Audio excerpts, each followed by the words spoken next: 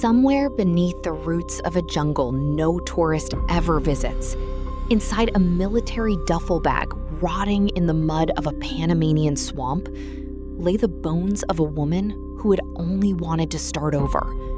She had left behind a career, a house, a California life, chasing the dream of barefoot mornings and salt air. She trusted the wrong man to take her there. Her name was Yvonne Baldelli. She was 42 years old, and the man she loved had already decided she would never leave that island alive. This is not a story about a tropical paradise. This is a story about a meticulous predator, a family that refused to stop looking, and a single digital breadcrumb that unraveled everything. Yvonne Baldelli was the kind of woman people remembered. Driven, warm, a manager at Procter & Gamble who had built a comfortable life in Southern California, but who, somewhere in her early 40s, began to feel the pull of something different. She wanted to build something of her own. She dreamed of designing swimwear, of running a boutique business for the tourists who flooded the emerald shores of the Bocas del Toro archipelago in Panama, a place where the water was so clear you could see the bottom from 30 feet up.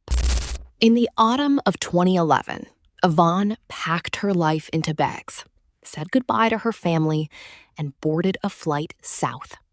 Beside her was her boyfriend, Brian Brimmager, 6'3", 220 pounds, a retired United States Marine with 8 years of service, including a combat tour in Fallujah, Iraq. He had a smooth confidence that people mistook for strength. He played guitar. He sang in bars. He told Yvonne he was going to make music in paradise. What Yvonne did not know, what she could not have known, was that before the plane even landed, Brian Brimmager was already living 2 lives. Back in San Diego, a woman named Kristen Workhoven, an old flame, had given birth to Brimmager's daughter just 1 year earlier. And from the moment he set foot in Panama, Brimmager was emailing Kristen constantly, making promises about a future together in California, a future that had no room for Yvonne.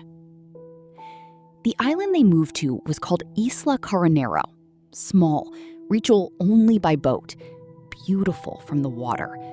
But step away from the tourist strip and the interior became something else entirely.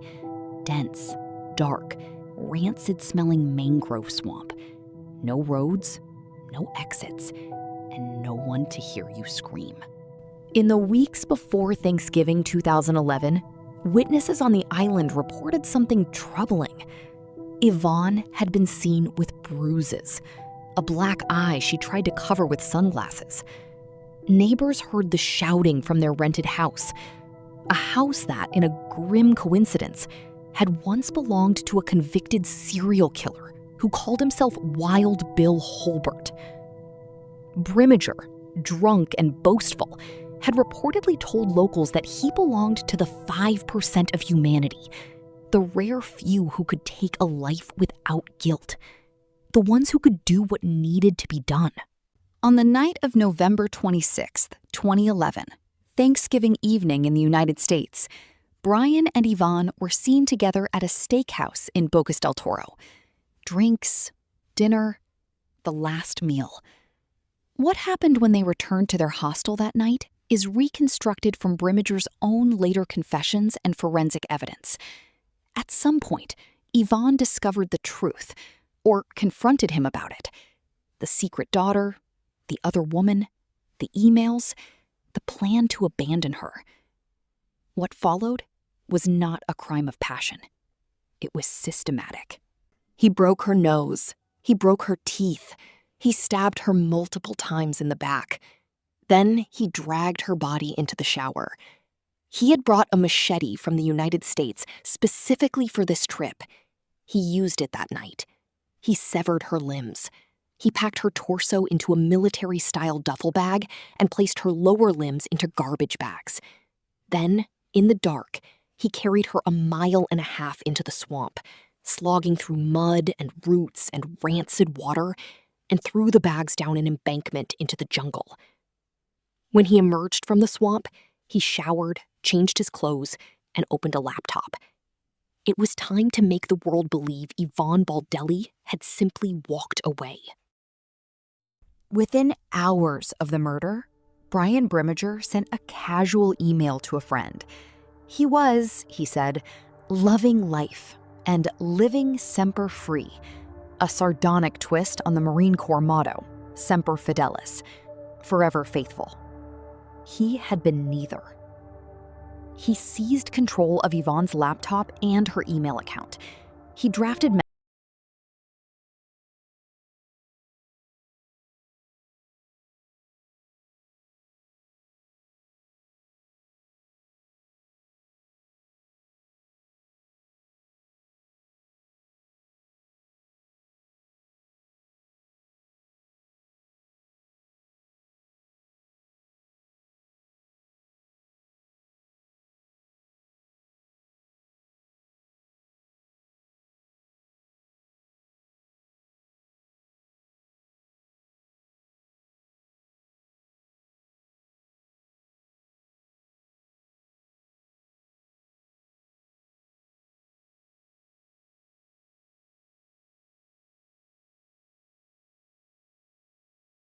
playing the role of the jilted boyfriend whose girl had run off with another man. And then he did something that even now is difficult to comprehend. He killed her dogs, both of them, including her beloved King Charles Spaniel, a dog named Georgia May, because he knew that no one who knew Yvonne Baldelli would ever believe she had left that island without her dog. By mid-December, Brimmager boarded a flight back to California. Within 2 weeks of landing, he proposed to Kristen Werkhoven. They were married shortly after in a lavish ceremony in La Jolla, California, with champagne and dancing and a life built on top of a grave in a Panamanian jungle. Michelle Valenzuela knew her sister, and the woman writing these emails was not her sister. The tone was wrong. The details were wrong. And Yvonne had not called once, had not picked up the phone, had not sent a single voice message. The real Yvonne would have called. The real Yvonne would never have disappeared without saying goodbye. Michelle called in a cousin who worked in technology. He pulled up the email headers, the invisible digital spine of every message that records where it was sent from. What he found was, as investigators would later call it, a smoking gun. The emails, supposedly written from Costa Rica, had been sent from the same IP address as Brian Brimmager's computer in Dana Point, California. Every single one. Michelle went to the FBI. She went to the State Department. She hired an investigator in Panama, a former U.S. intelligence officer named Don Winner, who began pressuring the Panamanian government to take action.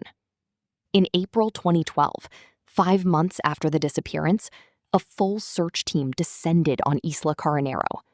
FBI agents, divers, volunteers, all of them wading through the same rancid water, the same thorned roots, the same primordial dark.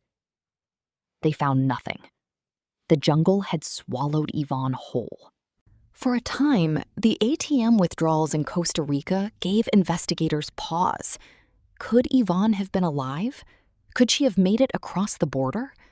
The financial trail was real, physical, time-stamped, verifiable. And the Tony story, while thin, couldn't be immediately disproven. Expat communities in Central America are fluid. People disappear into new lives. Could this be a voluntary vanishing? A woman reinventing herself? The Panamanian authorities, stretched thin and unfamiliar with the case, briefly treated it as a possible elopement. The investigation stalled. The trail went cold. Back in California, Brimmager was changing diapers and ordering takeout, and sleeping soundly in a new house with a new wife. The perfect life. The perfect alibi. A paradise of lies built on a foundation of bones rotting in a swamp 8,000 miles away. In August 2013, nearly 2 years after Thanksgiving night, a local laborer was clearing brush at the northern tip of Isla Carenero to make way for a new eco-resort. His machete caught on something in the undergrowth. Inside a military duffel bag, half buried in mud, were human bones, skeletonized, wrapped in what remained of a tattered bag. DNA testing would confirm what Michelle Valenzuela had known in her heart from the very first fake email. The bones were Yvonne Baldelli's, and they showed clear evidence of being severed, cleanly, deliberately, by a sharp blade. FBI Special Agent Andrew Masters tracked every lead. And then he found something extraordinary. Brimmager had sold the machete, the weapon, on Facebook. In the comments of his own post, joking with a buyer online, he had typed that the blade had only dismembered one stripper. He thought it was funny.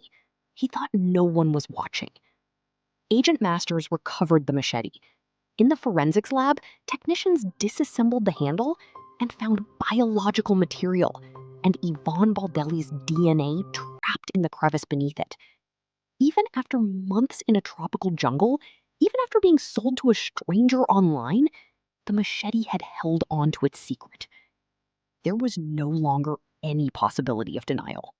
While investigators built their case, Michelle Valenzuela was fighting two battles at once.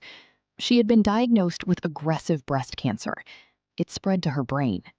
But Michelle Valenzuela had made a promise. She was going to see Brian Brimmager look her in the eye before she died.